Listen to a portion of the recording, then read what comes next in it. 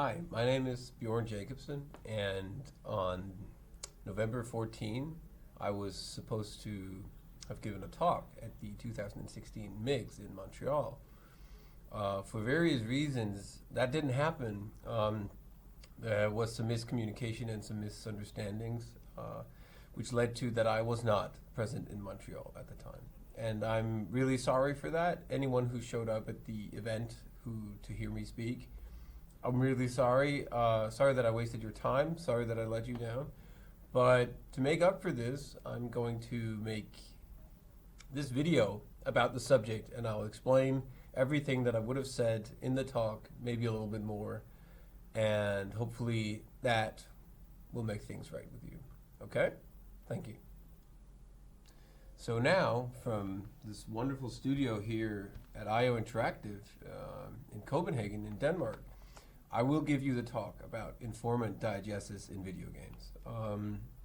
It's a subject that I've had a lot of interest in over the many years I've been working with game audio, but it particularly sparked during my time as a student, but also while I was working on a particular video game called EVE Online with CCP Games in Iceland.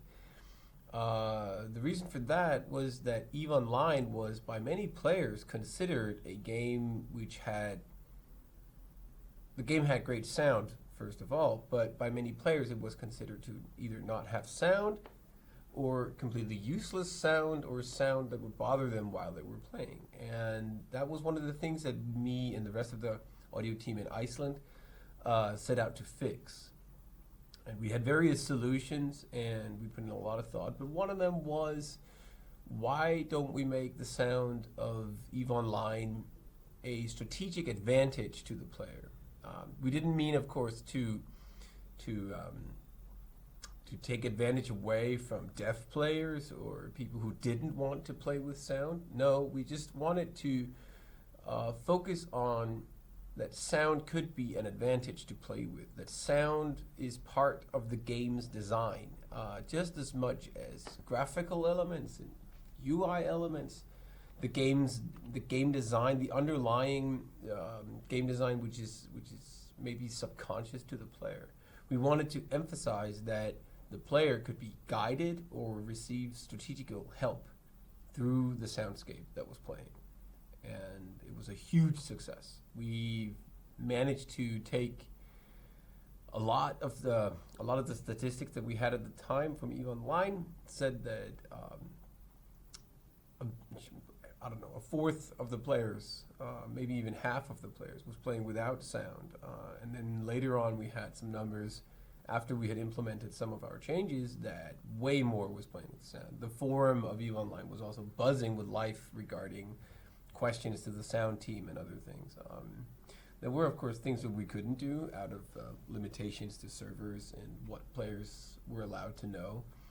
But we did manage to simply, by making small changes, get more attention to sound, make players have a better experience and actually a better experience with the game itself, just by changing the sound. In 2016, end of 2015, I wrote a master thesis about this at university. Long story short, I spent many years studying this, and I postponed my thesis for many years while I was working. So, but I finally finished it just recently, and it got approved and it passed. But most of this thesis is written around the concept of that I spoke to other sound designers about the subject. So it's a combination of a research thing, my own experience and other people's experience, and then putting two and two together, three and three together, and figuring out how this was done in other games. Did other sound designers actually think about this? Also, are there games where they don't have to think about it? Are there games where they don't need to guide the player? Or are there games where sound is simply a luxury put on top simply to support the graphics? Or the other way around? Or games where sound is used as in Hollywood, as in a linear medium, where it's straight up on frame, It's very linear. Are there games like that? Of course there is. And how are these games different from one another? And how was it approached by the sound designers and the game design team when they did this? The thesis can be downloaded if you want to. I don't know where this works. There's a link here. And you can download the thesis if you like, but have in mind that I am a sound designer, and I am definitely not a very good academic.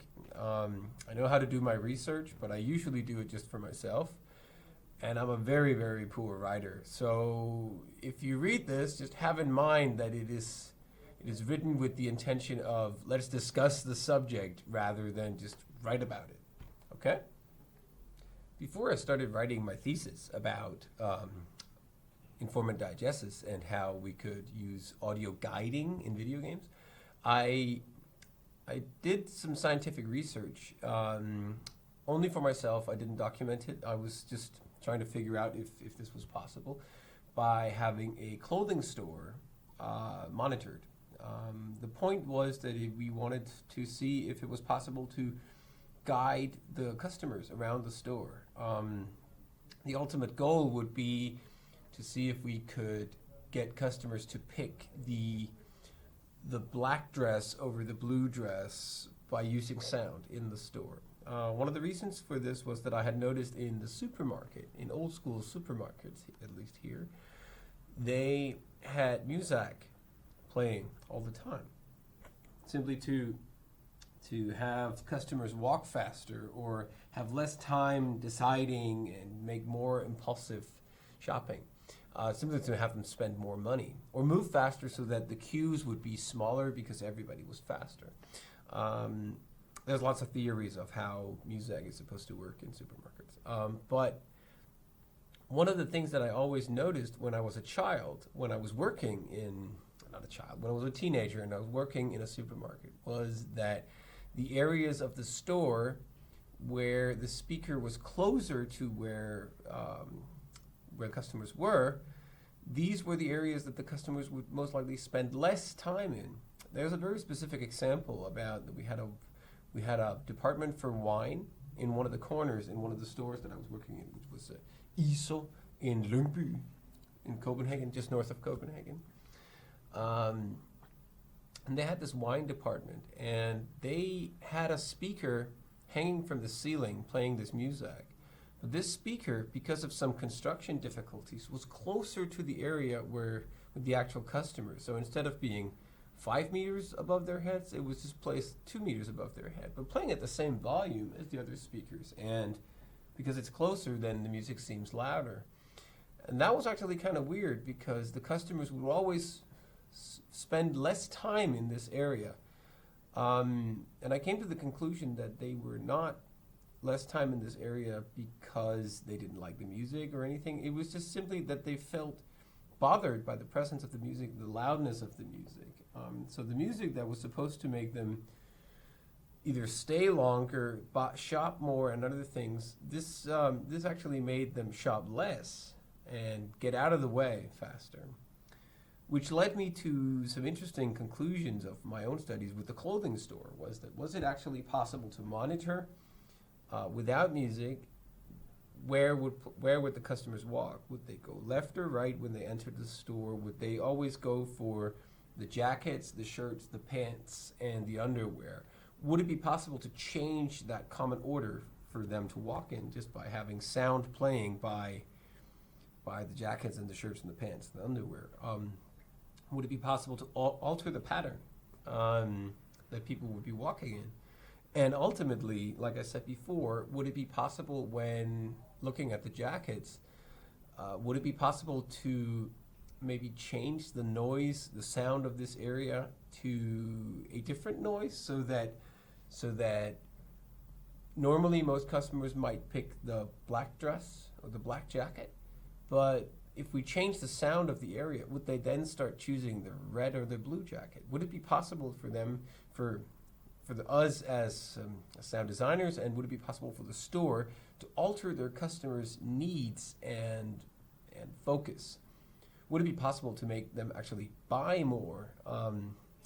I'm not interested in cheating people in the store. That's not the point. The point was it simply possible to alter the patterns of the customer? And it was, and it also wasn't, but it was definitely possible to change the order of things, and it was definitely possible to change the pattern that they would walk around in the store without altering the design of the store. Of course, it should probably be done in combination with the store designer, where the rows are and things. But it was possible by placing small speakers around this clothing store to play small chords, basically almost inaudible to the human ear, but still loud enough to be actually audible, and also in parts of the frequency spectrum that you don't normally notice or that your ears and brain don't have focus on. So you would be able to create discomfort in certain areas, causing people to walk the other way. One of the other things was also, would it then be possible to have people go in a certain direction by having chords that was harmonious versus the other ones who might be disharmonious? It was possible to some extent. We did manage to get people to walk in different patterns of the clothing store, which led me to believe that if it was possible to do in the physical world, then it's definitely possible to do in the digital world. The point being that if you can change the pattern that a customer has when walking around a store without the customer noticing that it was because of the music that they walked left instead of right, left instead of right, okay, the camera's inverted. If we could do that, then we would have the customer come in and do their walk around the store, maybe buy what they needed, and then leave them with the feeling of that they made a conscious choice, that they walked around this store freely without knowing that we guided them. And that was extremely fascinating, extremely fascinating. So to give you a quick update on who I am, it's always nice to present oneself to begin with. My name is Bjorn Jacobsen. I am old. I am a sound designer currently, and I work at IO Interactive in Copenhagen, in Denmark, on the Hitman franchise. My background is a professional musician. I used to be an electronic musician, and I made music all the time. I found an interest about video games and sound design for movies and linear media and art installations about 10, 12 years ago. I started to move from making sounds in my studio for my own electronic acts, but also for library stock music that I used to do. I started getting an interest in creating smaller sounds and interactive sounds, like Foley, but not Foley for linear media. It was Foley that was interactive with the process of the game. And since then, I started to work very aggressively towards that this was what I was going to do, use my experience from the electronic music to create sounds and become a sound designer with a heavy focus on video games. I like to do linear media and movies and film, but I have a much stronger desire to work on interactive media. Doing cutscenes for video games, that's cool. It's a nice detour from the interactive process, which I enjoy very much. But creating movies from scratch all the time it bothers me a little bit. So I'm way more interested in the interactive process. I hold a master's degree in information technology with a major in audio design from Aarhus University.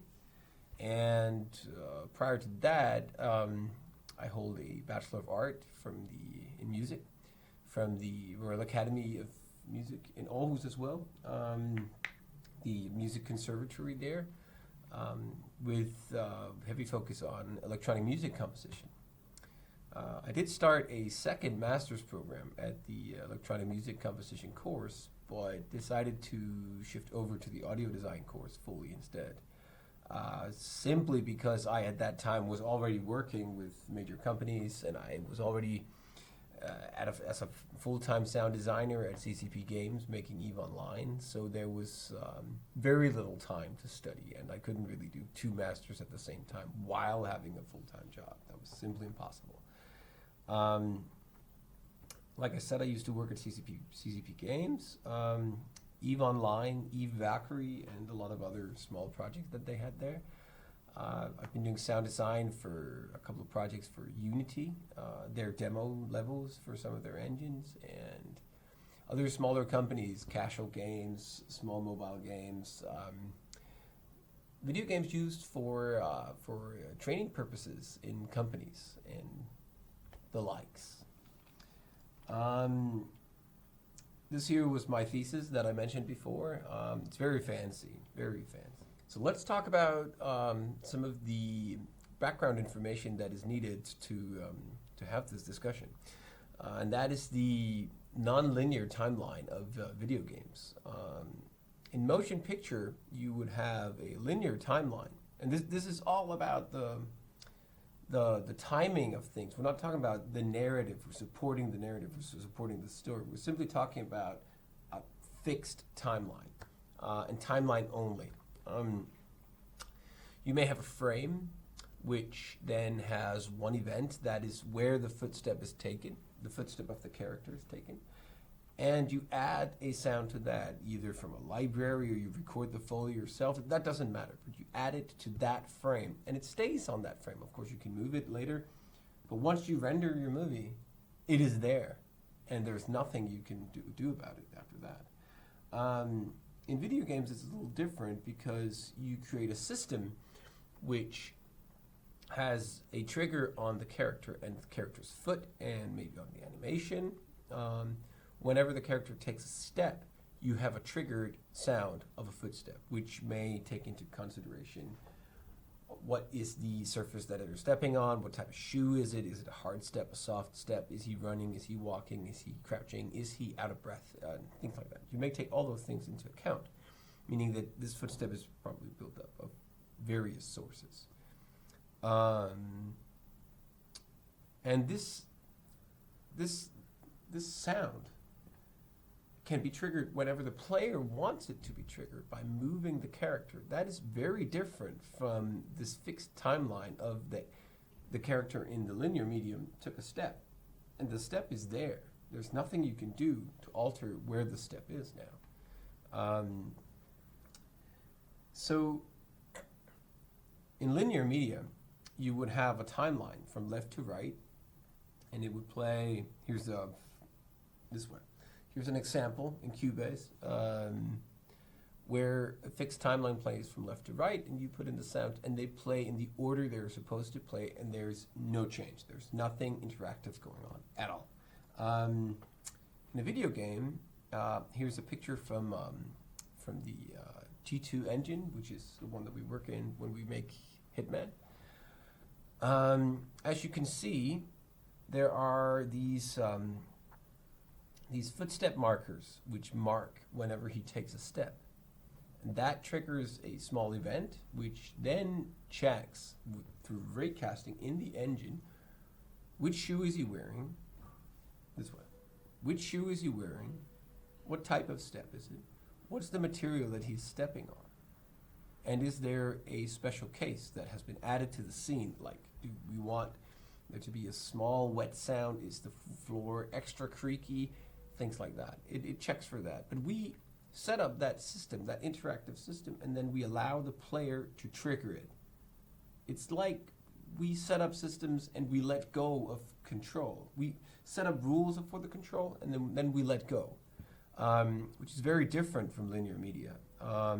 Also meaning that when we record, especially for Hitman, when we record our footsteps, we record hundreds of assets, which is not just the perfect footsteps. We have to take into account that we don't know, well, we might know, but there are thousands of side cases where is the player walking, what type of shoe, all that stuff that I mentioned before. So we record several sounds that are blended together every time the player takes a step. And that's the way it works. So here we have regular time cycle, which is a regular video. Hitman walking, if it would only load. Hitman walking. And you can see the markers. They are the markers over here. They are triggering whenever he takes a step. Click, click, click, click, click, click, click. Step, step, step, step, step. And I have no timing control beyond that whatsoever regarding these footsteps. So we have various situations where Hitman can walk around. So here we have this very simple case. Hitman is walking around, and what is happening is that he's walking on different surfaces, but he's also acting weird because he's jumping back and forth, he's turning around. We don't know how the player will treat the character. So we need to set up a system that takes into account that all these things can be played at one time or in weird orders, things like that. Let's see. Hitman is walking about, he's running, he's walking, he's jumping back and forth, changing directions. In this case, he's walking with leather shoes on a wooden floor. That's a standard combination.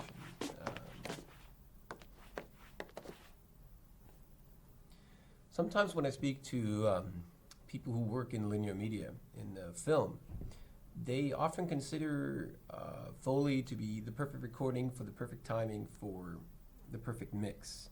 And I have met film sound designers who consider my job a disadvantage or a problem or annoying to do or harder to do. Some of them even think of like, why are you spending all this time recording all these assets when it's much easier in a film? And I disagree, because I think both jobs are hard, they're just very different. Because if you think of it in an interactive system, when a sound is triggered, it may provide key information about the game. In linear media, you have no control over what the character is going to do. Well, yes, you may have control over it in the recording process, and as a director, you have to direct properly the first time. But in a video game, you have no control of which way is the player going to walk. What is he going to do? How is he going to respond to various situations occurring? So every time a key is triggered, you can also use it to give information back to the player. I normally compare this to that a movie is a monologue, a straight up monologue. Linear media, where there is a sound player being the movie itself and the listener, and he listens and he consumes the sound that comes in, but no matter how loud he would yell back at the screen, the film won't change its direction. It won't change. The sound, the pictures, nothing will change. Nothing will change. But in a video game, the player can become frustrated, move left instead of right, meaning that it's really important to the final immersion and experience of the video game, how the sound design is used to create the perfect situation. And that by that I mean that when you set up a dynamic system like ours, it is maybe very different from setting up the perfect sound at the perfect frame, but it's just a different way of approaching the perfect recording of the perfect material. Here's a situation of our switch system for the footsteps, which is what we use on Hitman. And we have this system where we have Hitman takes a step, it checks which type of shoe is he wearing, the type of shoe. What type of floor are we walking on? What is the type of step? And we are mixing the shoe. We're mixing the shoe with the material, meaning that if you walk on a hard surface or a soft surface. Of course, the shoe may be mixed differently, but it's the same shoe sound. So you get this continuity between the materials. The grass onto the concrete pavement that you might be walking at, the shoe is the same, but the material that you step on is what changes. Gives us a link between the two materials with the same shoe. If you change your shoe, then the mix is different and the shoe will sound differently. And over here, if you look at our mix hierarchy in WISE is the tool that we use here. In this switch container, which switches between all these combinations, it may seem very weird and hardcore to some. If you worked on huge AAA games before, you will know that this is not very complex. It may seem so, but it is not. And even though it seems very complex, this is a very rigid system. It has tons of limitations. And it is extremely generic, even though there is randomization going on. Materials, the step, shoe type, all that. Even though all that changes, this is extremely generic. And the recordings must almost have no deviation from one another to not have that one odd step occur whenever you're walking. So it must fit every situation, and there can be no deviation from this. No deviating sound from your general recordings. So let's talk about Diegetics. Diegetics is a very complex discussion. It is mainly for analyzing sounds that are taking place in a linear medium. You can still use it for video games, but in video games you have a certain couple of more layers to discuss, which is actually some of the layers that I would like to approach and try to discuss. When you have a diegetic sound is, let's say, footsteps and gunshots, which are part of the frame, part of what you see. It can also be outside of what you see, but it is part of something. Let's say it is usually there to either catch your attention or give you a feeling of what is going on around the characters that you're looking at. So the footsteps of your character, the doors slamming in the background, things like that. That is a diegetic sound. But you also have background music. Now, background music means music that is playing on top of everything, non-interactable by the characters in the movie. That is so-called non-diegetic music. For music to become diegetic, it would mean that there would have to be an actual band playing, or you would see the character turn on the stereo. You can then have a shift between these. The character can turn on the stereo and the music will then start. And it will fit this current scene, but if you then cut to a different scene in another location, but the music continues, then this music is now non-diegetic. It shifted between diegetic and non-diegetic. And that's a very interesting way of dealing with it. But for video games, I came to the conclusion that there is something. Let's just move me here just a sec. There is a difference between diegetic and non-diegetic. Of course there is. But there is a third layer which indicates, is this sound part of the information provided to the player or not? By that I mean that a footstep can be a simple footstep which just supports the immersion. It is true to what is going on. It's the correct step and things like that. But the footstep might also be the only hint that you're providing the player to where to go next. And that would make it an informant diegetic. There are other terms like trans-diegetic, but it's somewhere in the vicinity of the same thing. I just think that informant diegetic is a better way of describing it. So we have, let's move me again. Here we go. I can fly in this presentation. A good sounding footstep, perfectly matched to one frame, is a regular diegetic footstep. But what if the footstep has a point? like I said before, what if this sound is the indicator of that you are about 3 steps from falling over the rail of your level and dying?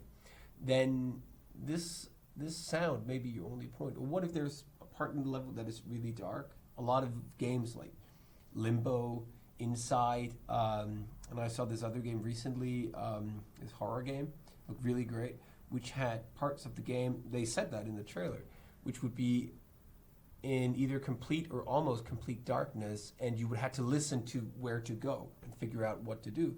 That would make every sound an informant.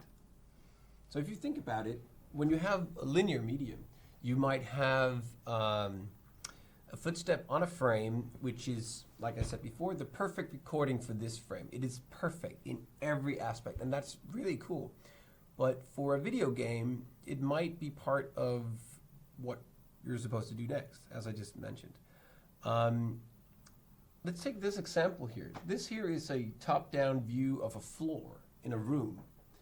When the player takes a step with his normal leather shoes on this wooden floor, whenever he steps on a red square, and pardon my audio designer's art, it's worse than programmer's art, I assure you. Whenever he takes a step on one of the red squares, he produces an event that says play footstep, and it checks you're on a red square, you should play the regular leather on wood sound. But whenever you're on the blue square, it'll also play the sound of that the floorboard is hollow, like a deeper wood sound, like there's a hole underneath the floorboard, or it could be slightly more creaky. But let's just say it could be like regular wood, regular wood, regular wood, and then whenever you're stepping on these blues tiles. And this could be an easy example of having a game where the player is in a room like this, and he's supposed to find out where under the floorboards is the treasure hidden. And press D whenever you are in the correct spot. But instead of having a giant UI icon saying press D now, you can now dig, you can now find the treasure, we could have the treasure hidden in the hollow space underneath the floorboards, meaning that every time the player steps on these blue ones, you will hear the hollow step, making the player know there is a hollow space under the floorboards, the treasure is hidden right there. That is a great way of combining game design with sound design, and it works. I have seen it in action. We have had test levels where we have done similar things. The example that I mentioned before regarding the footsteps and the hollow step, I don't have that test level to show, but I can easily play it back and then give you an example of what it might sound like, and you would know there is something underneath it. Like, if you're a handyman or ever worked at home and you need to drill a hole in a wall and you need to find the space where there is another wood panel behind the wall, so that you know that you, with your drill and your screw, will hit that so that the painting you're about to hang on the wall will stay there. You need to hit where it is not hollow. To figure that out, you would need to knock on the wall to figure out where is the hollow point, where are the hollow space. And when you get a hollow sound, you don't drill. Whenever you get a solid sound, you drill. That's a very, very easy way of creating informant audio in your daily life. Pro tip.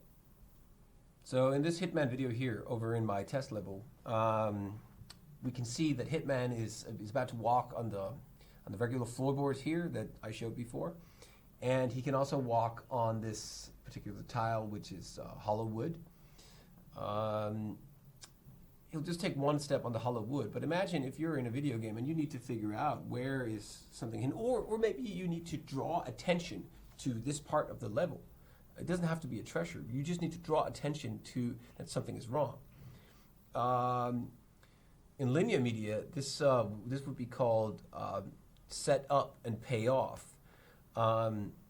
by setting up attention to specific points. This could be done visually, but it could also be done through sound. There's a sound in a specific part of the room which draws your attention to that part of the room. There was something wrong with this room. And then later in the movie, you would come back to that point and then have your explosion of information that shows that this is what was wrong with this point. It's the payoff of the setup that we made earlier, which means that you can, in this case, can have sound playing when you're walking in a specific part of the room, and it will draw your attention to something's wrong with this room. I might have to go back here later to solve something. So let's see this.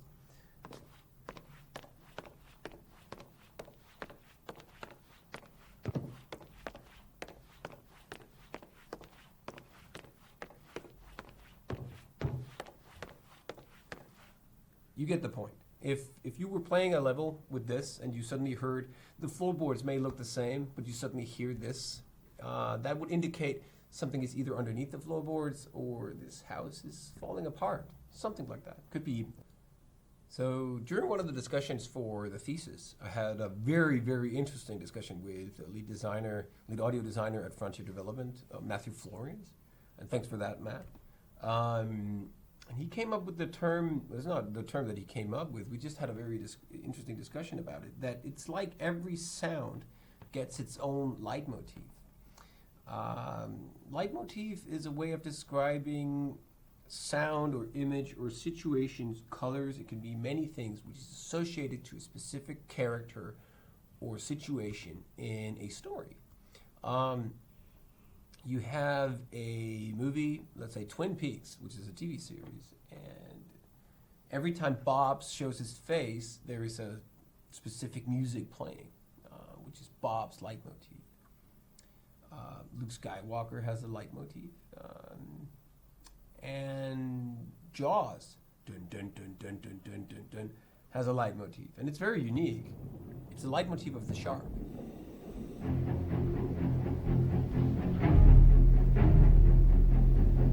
It's just two notes.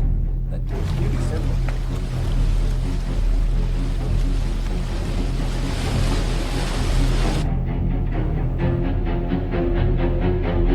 So, by this, it's like every sound gets its own leitmotif. The situation with the floorboard is that the treasure, or the interesting point in the floorboard, gets its own leitmotif by having a sound that becomes, well, only if there's a treasure there, not if it's just to draw attention there, but if it is part of the story that the treasure is hidden where it is, then the wooden floorboard, right there in that situation, became the leitmotif of the hidden treasure event, the hidden treasure act that you needed to complete.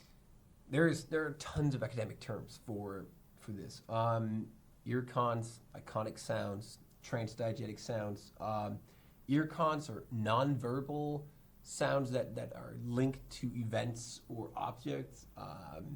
Iconic sounds, they're often described as more cartoony. And they point into the direction of that an iconic sound of, say, a cartoon walking. It's an iconic sound that it says doot, doot, doot, doot, doot, doot, doot, every time he takes a step, or meep meep, things like that. Those are iconic sounds to those characters. There's different ways of explaining these, because leitmotif is often associated with the music. So this is a very open subject. But let's say, what would you then call a sound or piece of music that is associated to a specific gameplay event? If it is part of the gameplay to find the treasure underneath the floorboards, then is it an earcon of the treasure? Is it iconic for your specific game mechanic of finding the treasure, or is it the leitmotif of the finding treasure mission that you're on? It is definitely possible to have a visual cue as well. In Uncharted, in this situation, in the example that I'm about to show, you will see the main character, Nathan Drake. Whenever you can jump from the rope and actually hang on to something, which means that it is safe to jump now. I don't remember the button, I think X or square, circle maybe? I don't remember. You can press the jump button and hold on to a ledge. And it is safe to do when he reaches his hand forward to grab something. That is sort of like a visual cue, a visual earcon, a visual leitmotif of the situation, that it is safe to jump. Could also just have been a sound of the rope squeaking a little more, but in this situation, it is way easier to show with graphics. I'm just trying to explain that there is a difference between graphical cues and audible cues, because they are two different things, but they should support each other more than they do now, where a lot of video games tend to use the easy solution of just spamming visual cues of buttons, quick time events, this and that. And that may sound old school, but I prefer the old days where you just had to figure it out yourself, which button to press, and you would have to just press it whenever you figured out when to press it. There was no cue of when to do it. But let's check this out. The video is very dark, sorry about that. But you can see, he stretches his arm to grab the ledge. Whenever he does that, it is safe to jump, and then you can jump and grab onto the ledge. Okay, so this here is an example of an audio cue that I've been working on in the latest Hitman game. Doesn't matter where it is. If you know the game, you can probably figure it out. But there is an example where you can shoot a plane, and once this plane is in focus, you need to fire a gun or a cannon. And if you do it at the right time, you will hit the plane, but you don't know when is the right time. So there is, as you can see here in the example, we have a sequence which plays the plane, and there's tons of things going on in there. But once the plane is in range, there's a Boolean value which becomes true, is the plane in range. That value also triggers a wind distortion sound. So there will be once the plane is in focus, and you can fire your gun, which is if you know this, it's a huge advantage. But you don't know this because we never told you. I just did, but you don't. No player would know. But it's just one of those tiny things that there's a change in the soundscape which might push for the player to believe that something happened, something is now, I need to push the button. It's a way of guiding the player. It's audio guiding in a nutshell. It's very simple, and it's actually, in this case, it's not that useful because it's very subtle, but you can do this with so many other sounds and so many other situations that it can become quite a powerful tool. So one of the things I did with EVE Online was simply to make it a small strategic advantage when you were discovering new planets, new anomalies in space, or other things. One of the things that we added was the ability to, whenever you find nodes in space, anomalies in space, you can hover your mouse over them, and you will hear this sort of radio noise distress signal from it. And let's play an example here. It's very subtle, and it's almost inaudible because of the bad recording, but I'll explain it.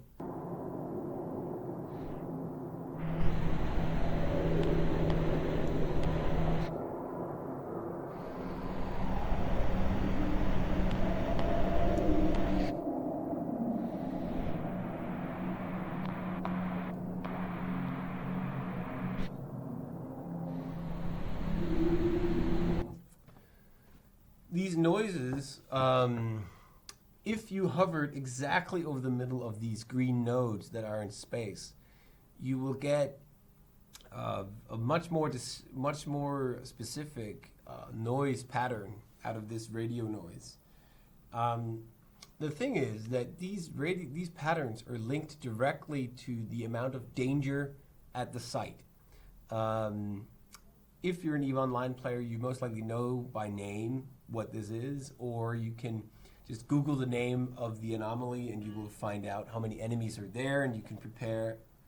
That's cool. But you could also just, if you're in a specific spaceship, you know that you can only handle 5 NPC enemies.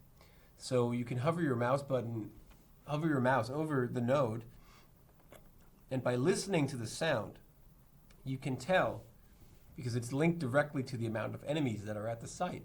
You can tell, are there 3, 4, 5, or more enemies? Are they strong? Are they weak? And things like that. The sound is directly linked to that, meaning that you can straight up, just by listening, tell, is this a site that I want to go to or not? Okay, so let's move on to this very serious business of Paint. It's the only Illustrator software that I have to draw anything in, but I'll show you how it works.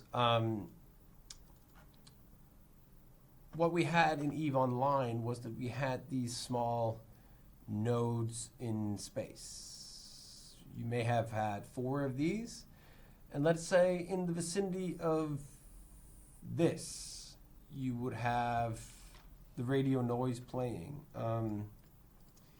So from the border of this into the center of here, you would have the volume increase.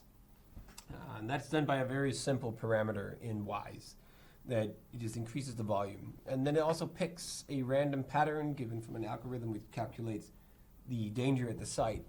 So from here to here, we have a fade in of volume, and then within, let's see if we can find this, within this red dot, once you're here, it'll play full volume of a sound that is specific for this site.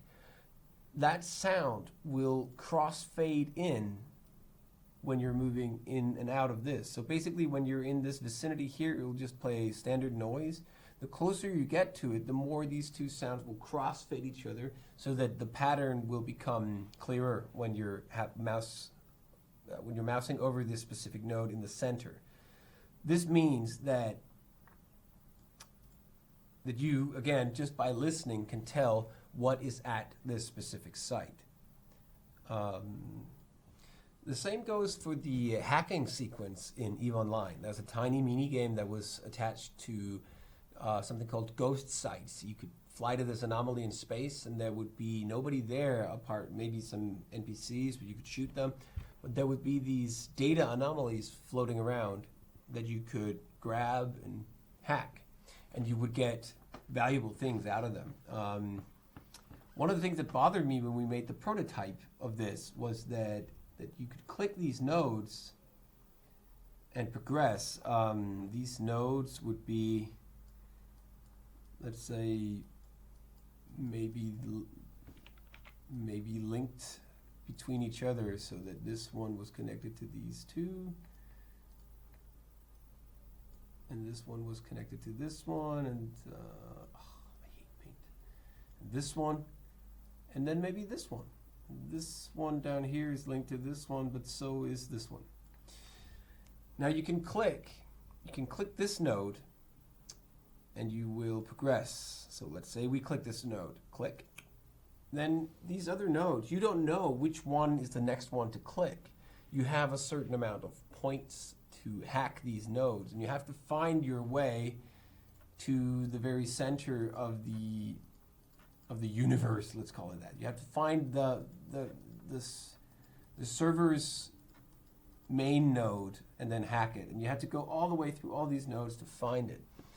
One of the things that we did was that we added the same system. So when you're in this vicinity of this node here, a sound would fade in with the closer you were to the center.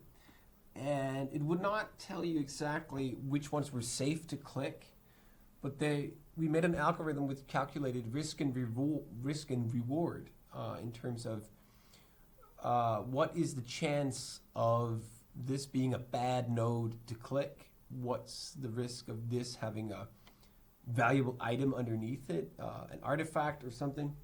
We calculated those things together and came up with 3 or 4 different groups of sounds that would then be triggered when you hovered these nodes.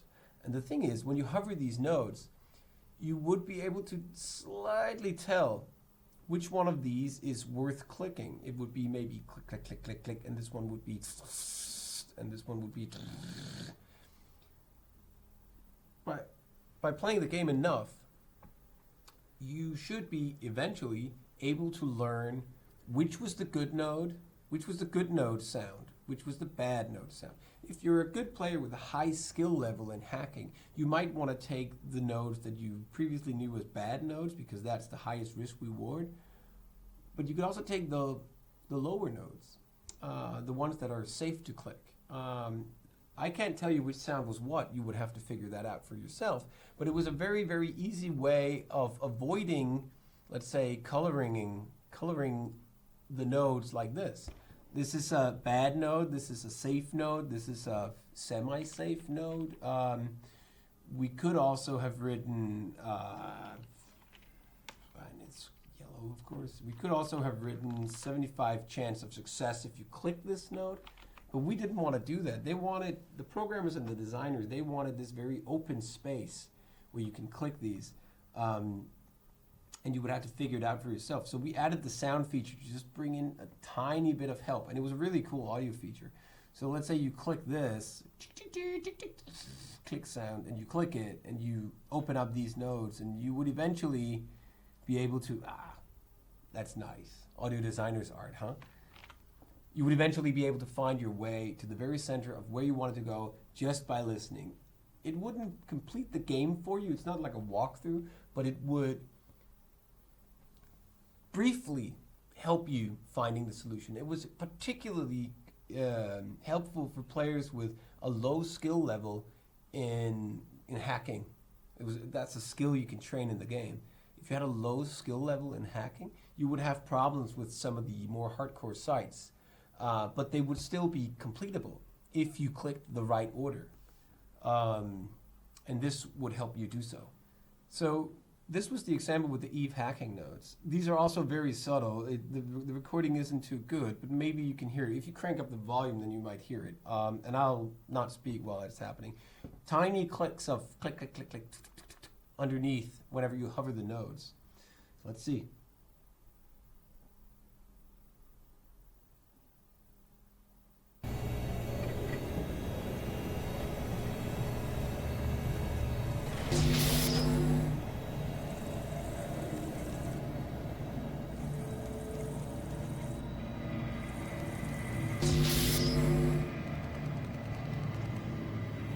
See, these two nodes, they had the same noise, meaning that the risk reward system on these two is the same. So they should be equally safe to click. Of course, one could be bad, the other could be good. You don't know. But let's say that those are probably, judging by the clicking noise, those would probably be an 80% safe node to click. But this node down here had a different noise. That could mean anything from this is 100% unsafe, or it could also mean that this is a safe button to click.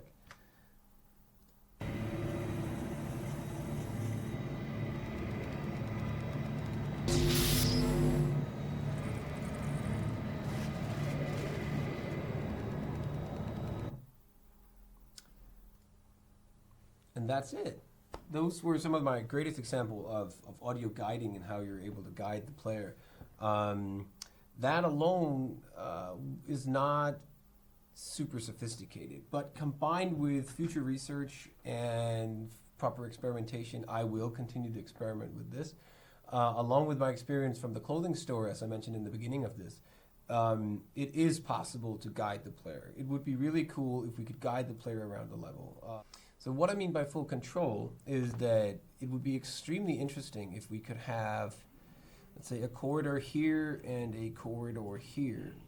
We'll just delete this part so that it seems more trustworthy. Here we go. The paint drawing skills that are really hardcore. So if we have a tunnel here and players are walking here, all players go to the left. Let's have an arrow here. All players go to the left normally. But what if you put in a sound that was bad noise over here? Would that maybe be able to guide the players to go this way? But what if there was the reward for going this way was greater than going this way? If we had good noise over here. If you inform the player of that this is what's going on, good noise and bad noise, and you should always pick the good route or the bad route, are you looking to guide the player so that they know about the risk-reward system, or will you do this subtle so that they will have to figure it out for themselves? One of the best examples that I have of this is, okay, there's a heavy graphical element that does help this, but in, let's say, Call of Duty, there is no health bar in the corner. Of course, when you get shot, you do get blood and slight blur and things like that, but the sound of the game also becomes extremely weird, and the music also changes a little bit so that you're very, very, it's very clear to the player that you are now in danger. You should hide. You should hide. But what about when the enemy is close to you? One of the things that we did for Hitman was that we have, this is Hitman. He's bald, so let's give him a bald head here. There you go. Baldy man. And he has a black suit on, so he has black shoulders. Okay, so this is Hitman. This is Hitman. And we have an NPC, or a target that he's supposed to kill. He's up here. This is the target. This target here, the thing is that in Hitman, you can enter something called instinct mode, and this guy will light up red. But when you play what we call an elusive target, he does not light up red. You have to find him yourself, given by finding him by tracking him down on the basis on some information that you were giving in the beginning of the level. This could be he's wearing black suit and white pants, and he's talking to a lady, and he's in the middle of this giant crowd. You have to spot him yourself. You have to find him. One of the things that we have is that all targets in Hitman have this vicinity zone. If Hitman enters this vicinity, let's see if we can do this. If Hitman enters this zone, a specific musical stinger noise will be played called just call it being close to the target. That noise, that sound, part of the music, means that in normal mode, when you can see the character, the target, with your instinct mode, then it's just supporting that. But when you play these elusive targets, then sometimes you can walk around, and then if you've played the game enough, you will be able to recognize this musical stinger and go, oh, I just passed the target. Maybe you don't know, or maybe you do know that this is what was there, but as I mentioned before, the change in the music will grab the player's attention towards that something just happened. This could be, let's say, an ear con, a leitmotif of walking past the character. It's not that character's leitmotif. It's the leitmotif of you are close to your target. That would be more precise. Yeah, this leads me to the final phase of what I was going to talk about. The thing is that in my thesis, I also had this this discussion of, as I mentioned before, you have your listener and you have your video game over here. You could also have a movie, but in a movie, it's a one-way monologue. But in a video game, the player, which is actually be called the player, not the listener. Let's call it the player. So we have a monologue going on from the movie to the player, or the audience. It's two different things. But in the video game, the player responds to the visuals given by, let's delete this. The player responds to whatever is given by the video game and reacts accordingly. Like if the music changes, the graphics changes, other things changes, and the whole thing becomes dangerous, the player might play more stealthily or hide or try and figure out how can I solve this situation a different way, meaning that the player is giving a response to the video game. The video game then calculates, what am I supposed to do now? That depends on the game design and the code, but will the game Will the game provide feedback by becoming more difficult? Will it look for the player? What will happen? Is this about killing the player, or is it about killing the target? Is this a different game which is about sailing? Doesn't matter.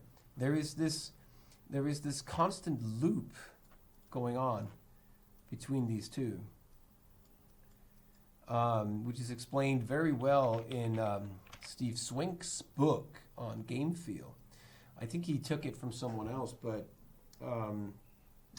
this whole thing about that there is a player and a game.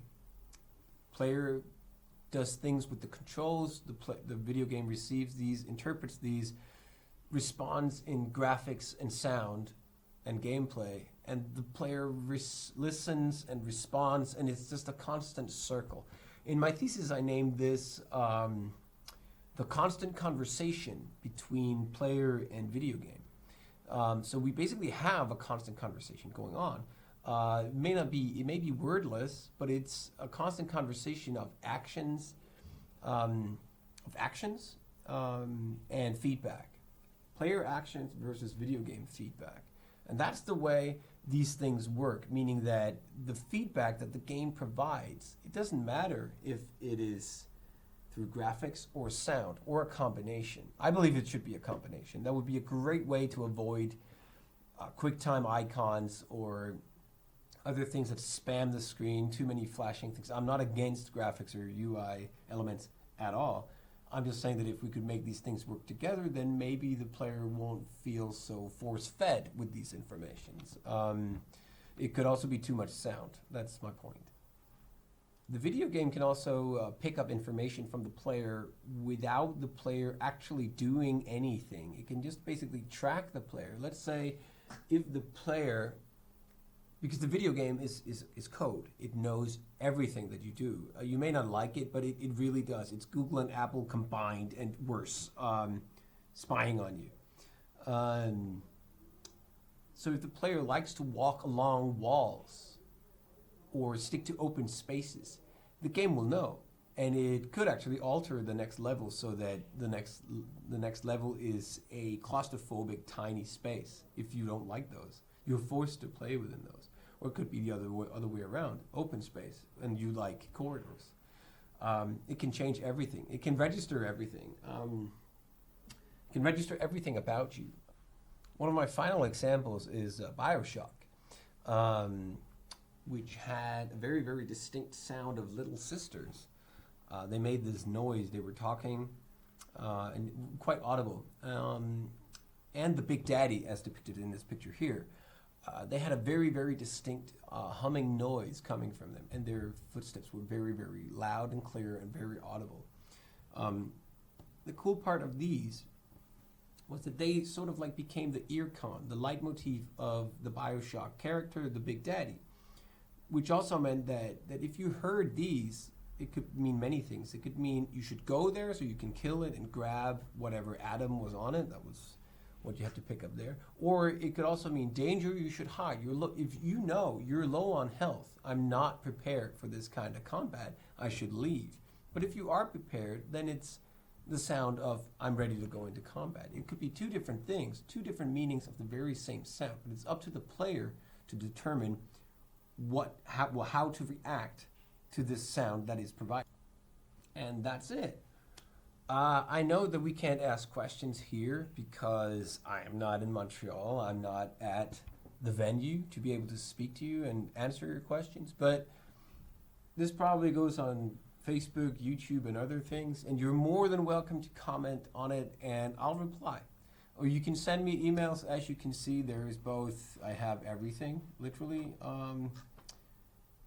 My personal email, my Twitter account, my PlayStation Network, Xbox, my LinkedIn account, Facebook, whatever. Feel free to contact me at any time to discuss the subject, or if you have any questions about my work or anything, I'll answer it to the best of my knowledge. And until then, I hope you enjoyed this. Again, I'm very sorry that I didn't make it to Montreal. It was a huge mistake, and I hope to make it up to you all. And hopefully we can work something out with MIGS and I for next season, and we can have a proper talk about maybe the same, or maybe a different subject, or maybe I can explain more about it next time. Hope you enjoyed it. Goodbye.